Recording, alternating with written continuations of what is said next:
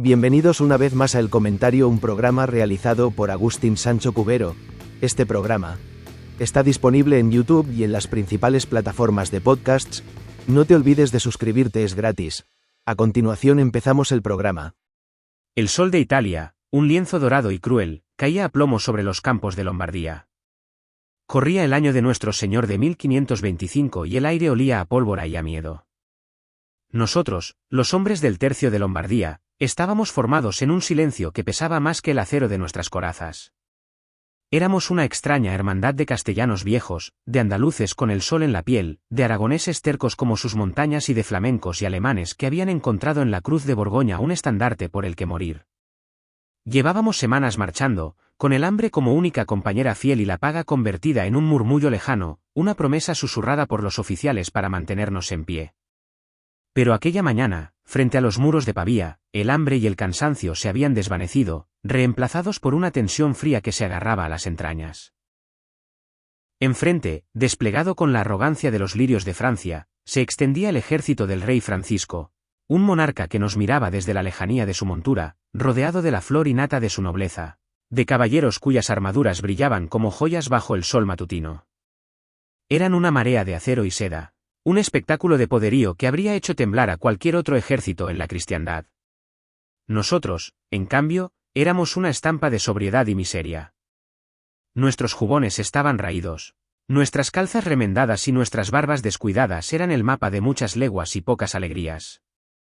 Pero en nuestros ojos había una dureza que no se forja en los palacios, sino en el fragor de 1000 escaramuzas, en el frío de las guardias nocturnas y en la certeza de que nuestra única fortuna era la punta de nuestra pica o el filo de nuestra espada.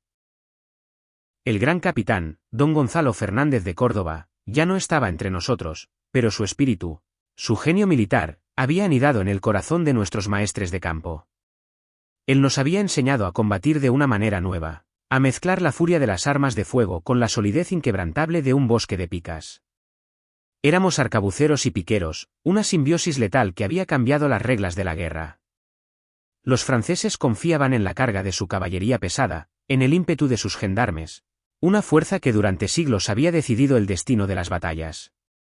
Creían que podrían arrollarnos, que nuestras filas de infantes se desharían como un castillo de arena ante el embate de sus corceles. No sabían que se enfrentaban a algo más que a un ejército, se enfrentaban a una idea, a la encarnación de una voluntad forjada en 800 años de reconquista. Nuestro maestre de campo, don Antonio de Leiva, un hombre cuya mirada parecía contener todos los inviernos de Flandes, recorrió nuestras filas a caballo. No nos arengó con grandes discursos, no nos prometió gloria ni riquezas. Solo nos miró, a cada uno de nosotros, y en su mirada leímos la confianza que depositaba en nuestras manos. Y eso era suficiente. Porque un soldado de los tercios no lucha por promesas, lucha por el compañero que tiene al lado, por el honor de su bandera y por el orgullo de saberse el mejor infante del mundo. La batalla comenzó como un trueno lejano que se acerca. El estruendo de la artillería francesa hizo temblar la tierra, y sus proyectiles de hierro abrieron brechas en nuestras filas, segando vidas con una indiferencia brutal. Pero no nos movimos. Cerramos filas, los vivos ocupando el lugar de los muertos, y esperamos. Vimos a la caballería francesa iniciar su avance, un espectáculo grandioso y terrible. El suelo retumbaba bajo los cascos de miles de caballos, y el sol arrancaba destellos de las lanzas y los petos. Se acercaban como una avalancha imparable, y en sus rostros se dibujaba la certeza de la victoria. Entonces, nuestros arcabuceros dieron un paso al frente. Eran hombres rudos, con las manos encallecidas por el trabajo con la pólvora y el plomo. A la orden, levantaron sus armas, esas bestias de madera y hierro que escupían muerte, y apuntaron. El aire se llenó del silbido de las mechas encendidas y luego, una descarga cerrada. Un rugido ensordecedor que envolvió el campo de batalla en una nube de humo blanco y acre. La primera línea de la caballería francesa se desplomó como si hubiera chocado contra un muro invisible. Caballos y jinetes cayeron en una maraña de acero y sangre, creando un obstáculo macabro para los que venían detrás. Otra descarga, y otra más. Nuestros arcabuceros recargaban con una velocidad endiablada, metiendo la pólvora, el taco y la bala con movimientos precisos y mecánicos.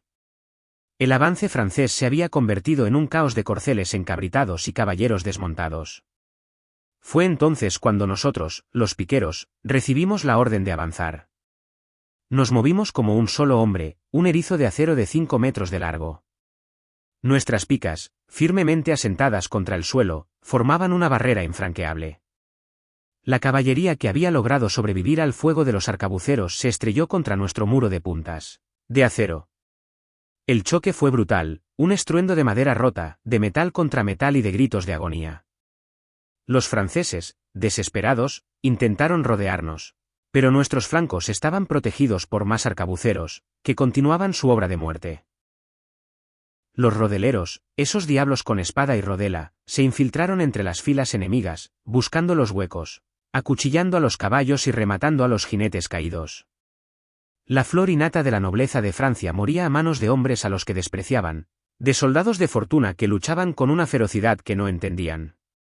La batalla de Pavía duró apenas unas horas, pero en ese tiempo se escribió una página imborrable en la historia de la guerra. El ejército francés fue aniquilado y su rey, Francisco I, capturado por un soldado vasco llamado Juan de Urbieta. Aquel día, el mundo comprendió que una nueva era había comenzado, la era de la infantería española, la era de los tercios. Los años que siguieron fueron una sucesión de campañas, de victorias y de penalidades. Recorrimos Europa de un extremo a otro, dejando la huella de nuestras botas en los campos de Flandes, en las llanuras de Alemania y en las colinas de Italia. Luchamos en Mühlberg, donde nuestro emperador Carlos V, a pesar de la gota que le atormentaba, nos guió a la victoria contra los príncipes protestantes de la Liga de Esmalcalda. Cruzamos el Elba de noche, con el agua hasta el pecho, y sorprendimos al enemigo al amanecer, demostrando que para un soldado español no había obstáculo insalvable. Nos enfrentamos a los turcos en el Mediterráneo, en batallas navales que teñían el mar de rojo. Estuvimos en Lepanto, junto a don Juan de Austria, ese príncipe bastardo con sangre de emperador y corazón de león. Vimos a galeras turcas, con sus estandartes de la media luna, arder hasta la línea de flotación. Y allí, entre el humo y los gritos, un soldado manco llamado Miguel de Cervantes perdió el uso de su mano izquierda, pero ganó la inmortalidad para la literatura. Pero no todo eran victorias y desfiles triunfales. La vida en los tercios era dura, a menudo miserable. Las pagas llegaban tarde o no llegaban nunca, y el hambre era un enemigo más temible que cualquier ejército. Nos vimos obligados a amotinarnos en más de una ocasión, no por cobardía ni por traición, sino por la simple necesidad de sobrevivir. El saco de Amberes fue una mancha en nuestra historia, una explosión de furia y desesperación de hombres que llevaban meses sin cobrar, que habían sido abandonados a su suerte por un rey que gastaba fortunas en palacios y fiestas mientras sus soldados morían de hambre en una tierra extraña. Conocimos el frío de los inviernos flamencos, un frío que se metía en los huesos y helaba el alma. Vimos a compañeros morir de enfermedades, de gangrena en heridas mal curadas, de la simple extenuación de una marcha interminable por el camino español, esa ruta legendaria que nos llevaba desde Italia hasta el corazón de la guerra en Flandes. Éramos una procesión de hombres endurecidos, una serpiente de acero que se deslizaba por los valles de los Alpes y las llanuras de Francia, llevando la guerra a cuestas. Nos convertimos en leyenda. Nuestros enemigos nos temían y nos admiraban a partes iguales. Decían que éramos invencibles, que el diablo luchaba a nuestro lado. Nuestra disciplina era férrea, nuestro valor inquebrantable y nuestro honor, una cuestión de vida o muerte.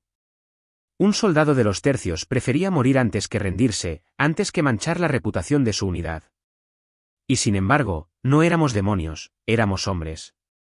Hombres que rezaban antes de la batalla, que escribían cartas a sus familias con la esperanza de que llegaran a su destino, que soñaban con volver a su tierra, a su pueblo, con los bolsillos llenos de monedas y el corazón lleno de recuerdos. Pero el tiempo, ese enemigo implacable al que nadie puede vencer, comenzó a hacer mella en nosotros. El imperio se desangraba en guerras interminables, en frentes abiertos en toda Europa y más allá de los mares. El oro de las Américas, que debería haber sido nuestra fortaleza, se convirtió en nuestra perdición, financiando conflictos que no podíamos ganar y alimentando la codicia de nuestros enemigos. Las levas se hicieron más frecuentes, y los nuevos reclutas ya no eran los hidalgos segundones y los campesinos orgullosos que habían formado los primeros tercios. Llegaban a nuestras filas mendigos, criminales y hombres desesperados que veían en el ejército su única salida. La calidad de nuestros oficiales también disminuyó. La aristocracia prefería los lujos de la corte a las penalidades del campo de batalla, y los puestos de mando se compraban y se vendían, sin tener en cuenta el mérito o la experiencia. A pesar de todo, seguimos luchando. Seguimos obteniendo victorias asombrosas, como en la Montaña Blanca, donde salvamos al Sacro Imperio Romano Germánico de la amenaza protestante, o en Nördlingen, donde una vez más demostramos la superioridad de nuestra infantería. Pero el mundo estaba cambiando. Nuestros enemigos aprendieron de nosotros, copiaron nuestras tácticas y mejoraron sus ejércitos. Francia, bajo el gobierno del cardenal Richelieu, se convirtió en una potencia formidable, un rival que ya no podíamos subestimar. Y entonces llegó el día de Rocroi. Era el año 1643, y la guerra contra Francia se había recrudecido. Nosotros, los veteranos de los tercios de Flandes, nos encontramos frente a un ejército francés joven y audaz, comandado por el duque de Enghien, un general de apenas 21 años. La batalla fue una carnicería. Nuestra caballería fue derrotada y nuestros flancos quedaron al descubierto. Nos vimos rodeados, superados en número, sometidos a un fuego de artillería incesante. Pero no nos rendimos. Formamos un cuadro defensivo, un erizo de picas y mosquetes, y resistimos una carga tras otra. Los franceses, asombrados por nuestra tenacidad, nos ofrecieron una rendición honrosa, pero nuestro maestre de campo, el conde de Fontaine, un anciano que luchaba en una silla de manos debido a sus heridas, se negó. Preferíamos morir a entregar nuestras banderas. Y así fue. Luchamos hasta el final, hasta que la pólvora se acabó y las picas se rompieron. Caímos uno a uno, bajo el sol de Flandes, defendiendo el honor de un imperio que ya se desmoronaba. La derrota de Rocroi no fue el fin de los tercios, pero fue el principio del fin. Fue la señal de que nuestra era de dominio incontestable había terminado. Seguimos existiendo durante algunas décadas más, pero ya no éramos la fuerza que habíamos sido. Nos convertimos en un eco de nuestra propia leyenda, en un recuerdo de los días de gloria. En el año 1704, el primer rey Borbón de España, Felipe V, decretó la disolución de los tercios y su reemplazo por regimientos al estilo francés. Fue un final sin gloria, una simple ordenanza administrativa que puso fin a casi 200 años de historia. Y sin embargo, la leyenda de los tercios nunca murió. Se convirtió en parte del alma de España, en un símbolo de valor, de sacrificio y de un orgullo indomable. Nosotros, los soldados de los tercios, fuimos los brazos ejecutores de un imperio, los hombres que mantuvieron en pie un sueño que se extendía por 4 continentes. Fuimos amados y odiados, admirados y temidos. Fuimos héroes y villanos, santos y pecadores. Pero por encima de todo, fuimos soldados, los mejores soldados de nuestro tiempo. Y nuestra historia, escrita con sangre y acero en los campos de batalla de Europa, es un testamento eterno de lo que un hombre es capaz de hacer cuando lucha por algo más grande que él mismo. Hasta aquí esta edición del programa del comentario, un programa realizado por Agustín Sancho Cubero. Este programa está disponible en YouTube y en las principales plataformas de podcasts. Hasta la próxima edición del programa. Muchas gracias. Dirección y realización Agustín Sancho Cubero.